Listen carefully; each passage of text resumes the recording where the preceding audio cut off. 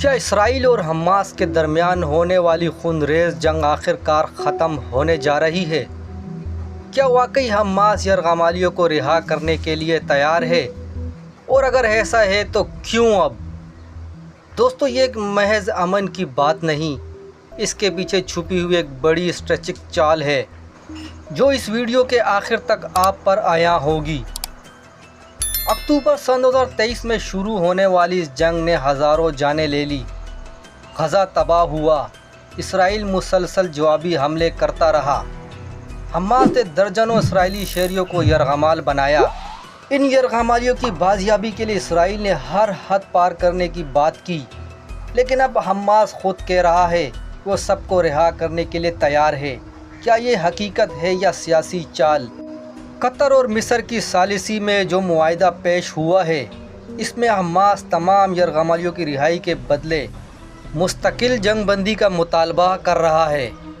حیرانی کی بات یہ ہے کہ حماس جو چند ماہ پہلے تک مذاکرات سے انکاری تھا، اب امن کی زبان بول رہا ہے۔ سوال یہ ہے کہ کیا یہ اسرائیلی فوجی دباؤ کا نتیجہ ہے یا پیچھے کچھ اور ہے؟ اسرائیلی وزیر اعظم نتن یاہو نے اس معاہدے کو ناقابل قبول قرار دیا۔ ان کا کہنا ہے کہ ہم جنگ بند کرنے کے بدلے دہشت گردوں کو انعام نہیں دے سکتے، لیکن اسرائیلی عوام خاص طور پر یرغمالیوں کے اہل خانہ اب بے صبر ہو چکے ہیں۔ ان کے مظاہرے تل ابیب کی سڑکوں پر جاری ہیں۔ ہمارے بچوں کو واپس لاؤ کسی بھی قیمت پر، یہ عوامی آواز ہے۔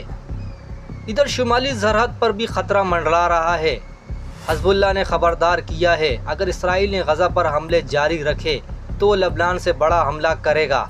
اس وقت اسرائیل دو محاذوں پر الجھ چکا ہے اور یہی موقع حماس کو نظر آ رہا ہے۔ امریکہ کی طرف سے حالیہ بیان آیا ہے کہ ہم انسانی بنیادوں پر جنگ بندی کو خوش آمدید کہتے ہیں۔ عرب دنیا خاموش نہیں، قطر، سعودی عرب، ترکی سب امن کے پیغام دے رہے ہیں، مگر اصل سوال یہ ہے کیا اس بار بات صرف زبانی وعدوں سے آگے جائے گی؟ اقوام متحدہ کے سیکرٹری جنرل نے بھی فائر بندی پر زور دیا ہے۔ سوشل میڈیا پر اس وقت ہوش ٹیگ ڈیل اور چیز فائر ٹرینڈ کر رہا ہے۔ الجزیرہ، BBC اور CNN سب حماس کی پیشکش کو بریکنگ نیوز کے طور پر نشر کر رہے ہیں، لیکن اسرائیلی میڈیا کا لہجہ سرد ہے۔ ایسا لگتا ہے کہ اصل مارکا میدان جنگ سے ہٹ کر دماغی کھیل میں منتقل ہو چکا ہے۔ تو دوستو، کیا آپ سمجھتے ہیں کہ حماس واقعی سنجیدہ ہے یا یہ سب عالمی دباؤ کا ڈرامہ ہے؟ کمنٹ میں اپنی رائے لازمی دیں۔ اگر ویڈیو پسند آئے تو لائک کریں اور شیئر کریں۔